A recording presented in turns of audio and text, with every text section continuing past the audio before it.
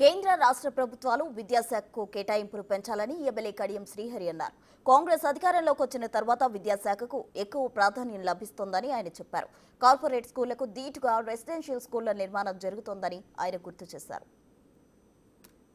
తెలంగాణ రాష్ట్ర ప్రభుత్వం corporate schools కు దీటుగా ఒక్కొక్క రెసిడెన్షియల్ స్కూల్ కాంప్లెక్స్ కు 200 కోట్ల రూపాయలతోని అధునాతనమైన హంగులతోని బ్రహ్మాండమైన రెసిడెన్షియల్ స్కూల్ కాంప్లెక్స్ నిర్మాణం చేయాలని తలపెట్టి ఇప్పటికే 28 రెసిడెన్షియల్ స్కూల్ కాంప్లెక్స్ లకు మంజూరు ఇచ్చింది. చాలా గొప్ప విషయం అని చెప్పి ఈ సందర్భంగా తెలియజేస్తున్నారు.